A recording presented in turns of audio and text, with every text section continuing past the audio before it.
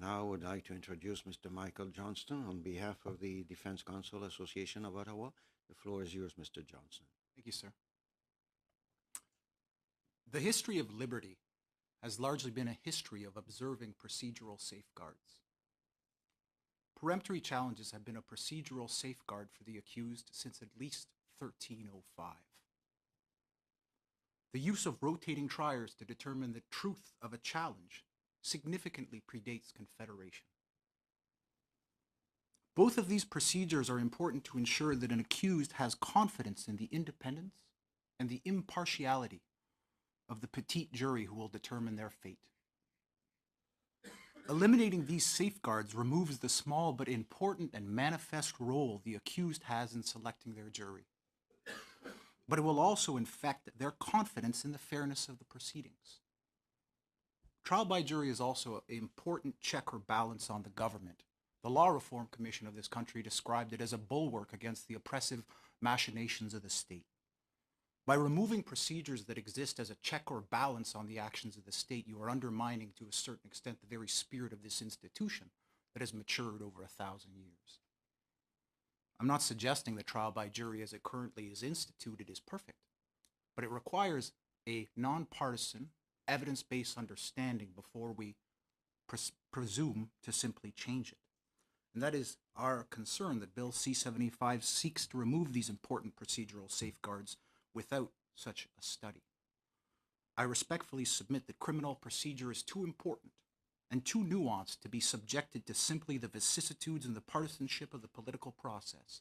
We need evidence-based law reform.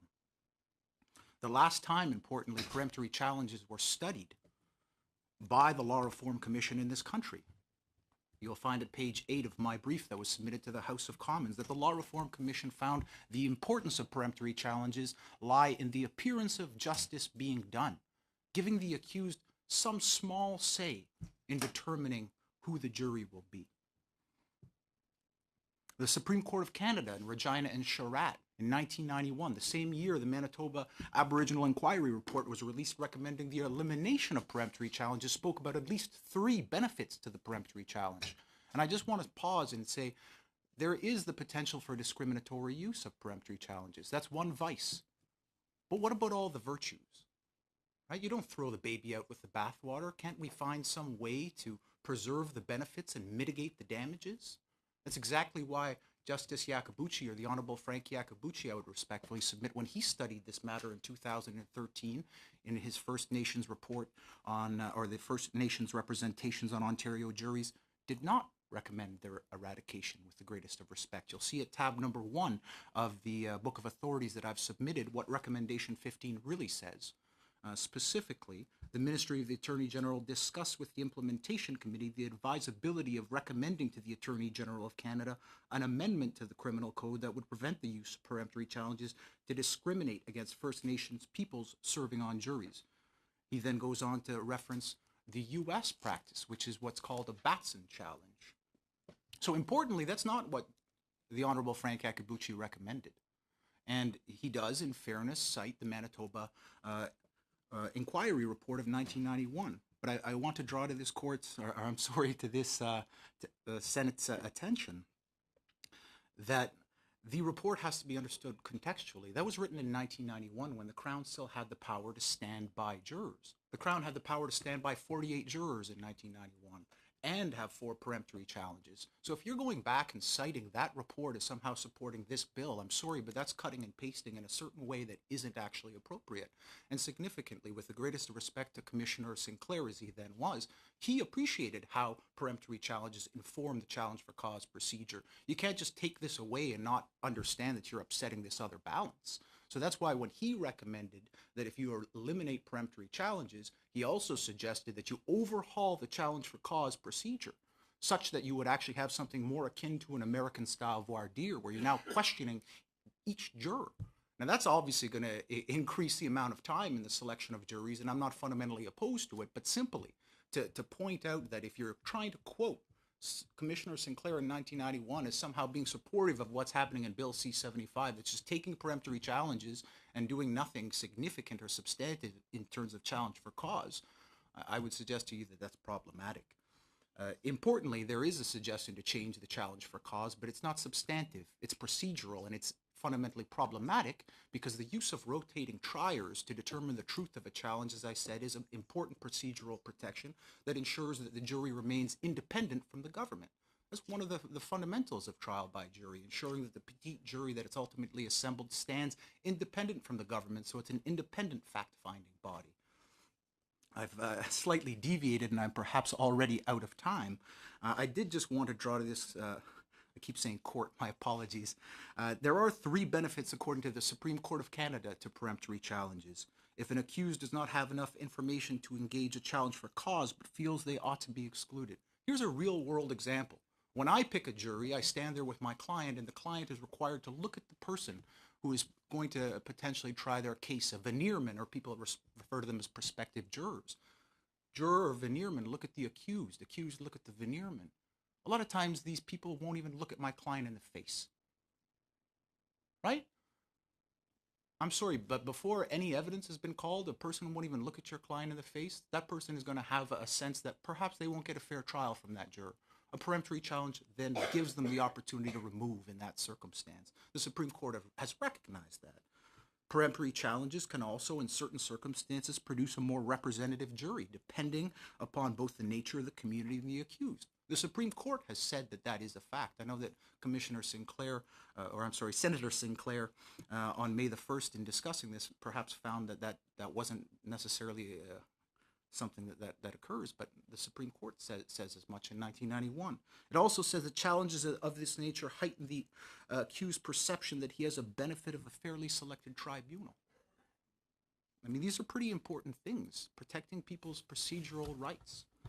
I would also add that the fact that peremptory challenges are actually safeguards for the challenge for cause procedure itself. This is recognized as far back as authorities as eminent as Blackstone. Blackstone said, because upon challenges for cause shown, if the reasons assigned prove insufficient to set aside the juror, perhaps the bare questioning his indifference may sometimes provoke a resentment to prevent all ill consequence from which the prisoner is still at liberty, if he pleases, peremptorily to set him aside.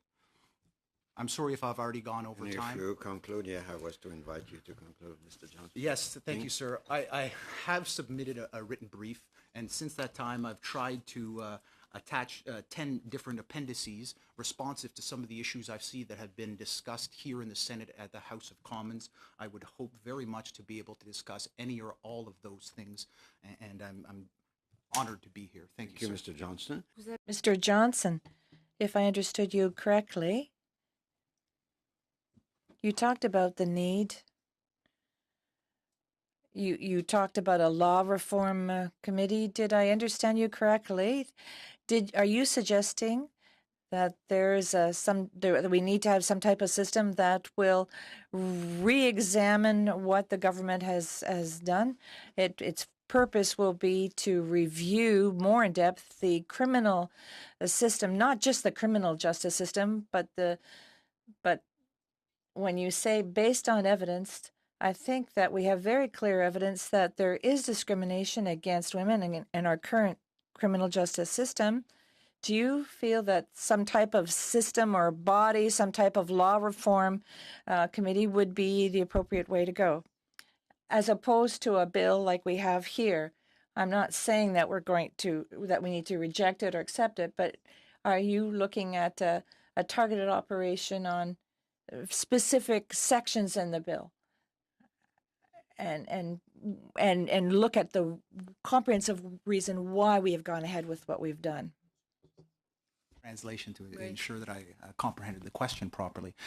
My fundamental position, and the position, as I understand, of many individuals in the justice system writ large, is that we should all benefit from something akin to a law reform commission or nonpartisan analysis of criminal justice issues. Of course, politicians and the political system is a good forum for identifying issues, but that's what should happen. Issues should be identified, and then it should be taken out of the political stream, and it should be assessed by nonpartisan individuals. Look at it in Ireland, for example. I included in one of my tabs the Irish Law Reform Commission looked, for example, at the question of whether peremptory challenges, or as they term them, challenges without cause, ought to be maintained. They looked at every different jurisdiction, or the United Kingdom, the United States. They looked at Canada, Australia, New Zealand. They looked at all these different bodies and had their ideas informed by the evidence. They didn't have their ideas go and inform what evidence should be found. So I very much think that things should be taken out of the political process, most respectfully because of the partisan nature of politics, and we should be making decisions that are important when it comes to criminal justice issues that are based on constitutional understandings, not where we might stand respectfully in terms of a political party. Thank you. Quick question Quickly, about jury Senator. selection. I understand that in Ontario, jury selection is based on lists that are prepared based on property ownership. So you say this is a very good system, and it's based on trust. So you think that accused can trust a system which is based on ownership? No, I'm sorry. My apologies. Somehow that's was understood as part of my submissions. You're correct that there was a problem in terms of how the provincial government was compiling the jury roll, because they were using a property ownership list, and obviously not all citizens own property. So I believe that there is a proposed shift to something like the healthcare. And that's really the truth of the jury selection issue, that representativeness is really more a function of the provincial governments than it is that of the final selection or effect that an accused might have in determining if 4 or 12 or 20 jurors should be rejected peremptorily. Because if you actually bring in a representative panel, then the effect of a couple of peremptory challenges is really going to be comparatively small. So I would respectfully submit that is actually the larger issue that Bill C-75 isn't fundamentally addressing. But And that it can't belongs to the address provinces, to a because large of the extent. division of constitutional powers. But the bill proposed at 633 that the judge will be given wide powers to decide for reasonable cause, any reasonable cause, to discard a proposed jury. But see, that's the problem. Why would the judge in a jury trial have the right to issue a peremptory challenge, but now you're taking that right away from the accused? Well, it's not a peremptory. Somebody will ask the judge to make the ruling. No, but there's also a move to increase the judge's power to stand by jurors and for the judge to dismiss jurors as well. So it is curious because Bill C-75 is seeking to increase the powers of the judge to select the jury, which if you understand the system and the institution, you're supposed to have this petite jury that is an independent fact-finding body. The more that So you prefer fact-finding... to have the first two journalists in the room to select the jury? Because you know how it starts. When you don't have a jury first, we pick up two people in the room and we put them in, and they decide about the recusation of jury. They know nothing about the case, of course, and nothing about the law.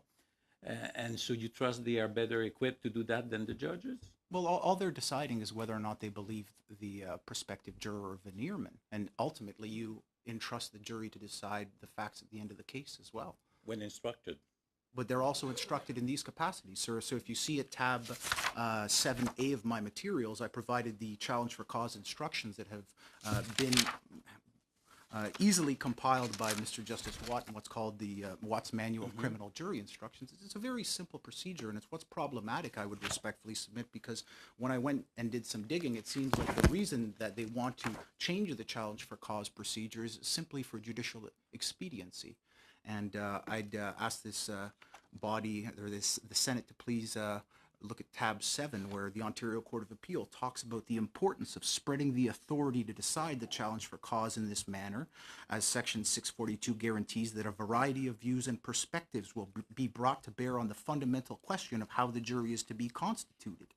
That's pretty important, I would respectfully submit, and we've trusted jurors to do that for well over 100 years. I don't know why we're now deciding that they're incapable of such. Thank you.